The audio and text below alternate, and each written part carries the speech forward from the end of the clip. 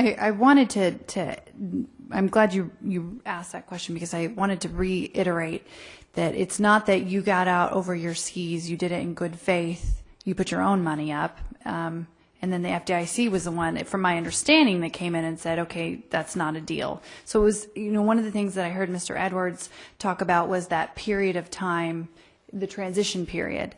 And I understand that during our transition period, in some of the cases I've worked with, people were getting good back and forth. There was negotiation taking place, and borrowers actually felt like they were in a good place. But then they made the sale, and those deals were all null and void. If they weren't completed before it went to Rialto, whatever the FDIC had negotiated was voided.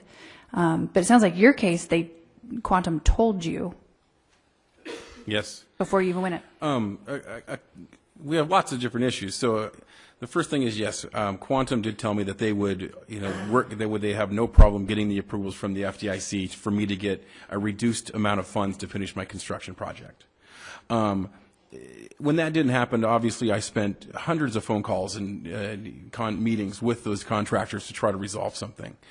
The gentleman at the FDIC, I think, felt so bad at the end, or the Quantum, of unable to resolve anything with the FDIC, that they actually, on one of my notes at the time of being prepared for sale to Rialto, they actually prepared a 1-year extension on one of my notes that had matured, so that I would have adequate time to hopefully work with the Rialto.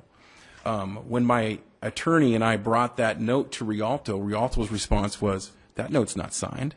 That's not valid. That you're in maturity default." I'm like, I've gone this far. Do you really believe that I would fake a note from the FDIC to try to gain a 6 more month extension? The only reason we had done it at that time was so that once we did get somebody in place that could hopefully make some sort of a decision to help us get through these assets, we would be able to show we were still in good standing. Because we had never missed a payment on one loan at that time. So this brings